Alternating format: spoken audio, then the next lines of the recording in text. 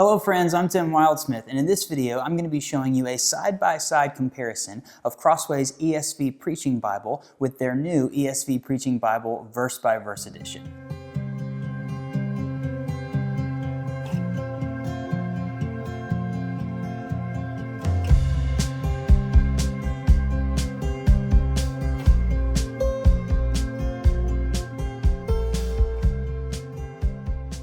Okay, the new ESV Preaching Bible from Crossway, the verse-by-verse edition, is here. And I've done a full run-through of this Bible, so check that video out if you want to get a closer look of everything that this has to offer. But I also wanted to record a second video where I compare it, do a side-by-side look with the original Preaching Bible. There are more differences than just the fact that this one is a verse-by-verse layout and this one is not. And I want to show those to you because I think it helps you understand which Bible might be right for you. And that's the whole purpose of Bible Review Blog. So I'm going to show you those things in this video. Definitely let me know as I go through if you have any questions about it. Leave those in the comments and I'll get back to you. If you like this video, hit that like button, subscribe to the channel if you want to see more great videos just like this. All right, here's the side-by-side look at the ESV Preaching Bibles.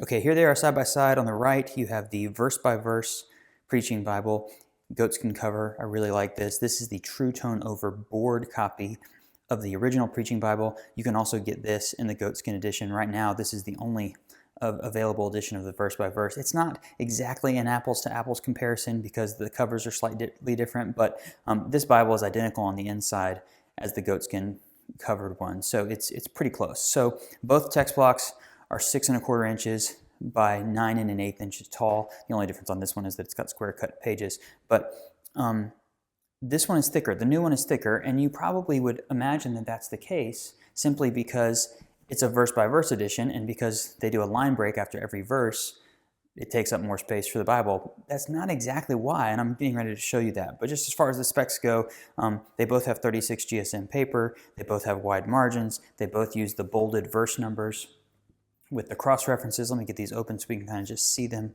a little bit.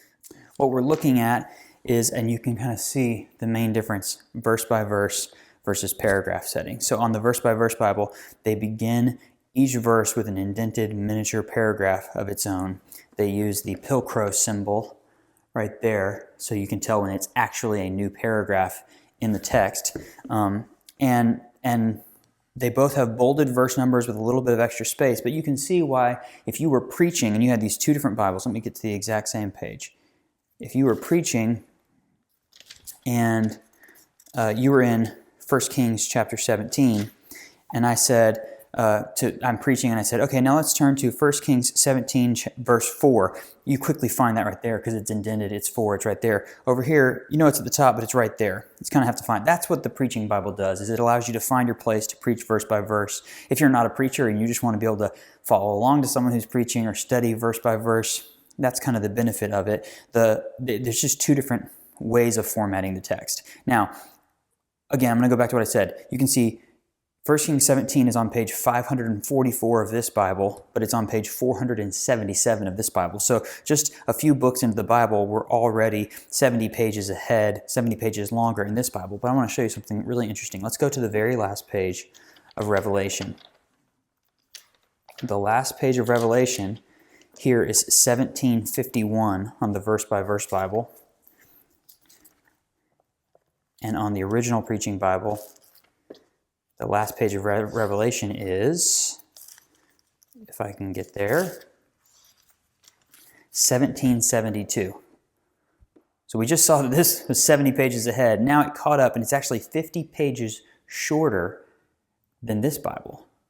Why is that? First, I want to answer the question, well, why is this Bible thicker? Well, it's because in the verse-by-verse edition, Crossway has given us a concordance. The concordance was not included in the original Preaching Bible, but they've added that into the verse-by-verse edition. So you get a full ESV concordance at the back of the Bible, which adds about 60 or 70 pages, where this one goes straight to the maps. So that's why it's thicker. It ends up being about 60 pages longer, so it's just a little bit thicker than this Bible. But now we got to figure out, why is this Bible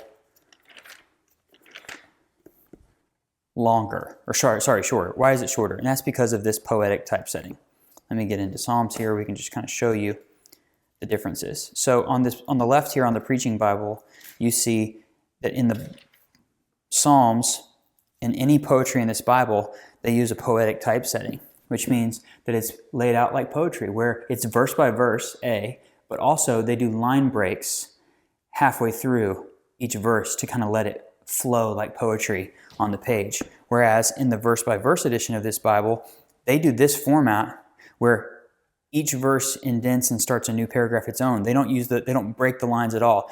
Verse 2 goes all the way to the edge, adding in when it's done, then we do a line break. So as you can see in the Psalms, you only get to Psalm 2 verse 6 in the Preaching Bible, where you get all the way into Psalm 3 verse 2. There's so much poetry in the Bible, not just in the Psalms, that allows this Bible to catch up, so to speak, and actually be shorter for the biblical text. And I know I'm really geeking out right now about numbers and why things look the way they do, but there's a big question here, which is, which one of these do you prefer when you're reading the books of poetry? Do you like this look on the page, or do you prefer this look on the page? Because the poetry in the Preaching Bible is verse by verse, but you can see over here that the paragraph style looks like that. I would love for you to leave a comment and let me know which one of these you prefer for the poetry, the poetic setting like this, or the verse by verse setting like this. I see why a lot of people would like verse by verse in paragraphs because it's easier to find the verses, but for me, I kind of tend to think that this is a better look. But if they had done this typesetting for this Bible, it would have been a lot more thick than it is right now. I mean, it would have been significantly thicker than this Bible as opposed to being a little bit shorter. So again, I recognize that I'm geeking out, but that's something to consider. So another thing to note is that this is a 9.75 point font in the verse by verse edition, whereas the original Preaching Bible is a 10-point font. That's probably not enough for you to notice with the naked eye, but it's just slightly smaller. They both come with the same 1.25-inch wide margins. They both have the same style of cross-references, where in the New Testament, there's no cross-references in the Old Testament, but in the New Testament, you get cross-references that are direct quotes of the Old Testament, and then parallel references in the Gospels. So that's one of the things you get in the New Testament down here. So you see parallels in Matthew when you're in Luke, or you see direct quotes from something in the Old Testament, which I like those kinds of cross-references. You get that in both of these Bibles. And then obviously this one adds in the concordance. So verse by verse format, different than paragraph.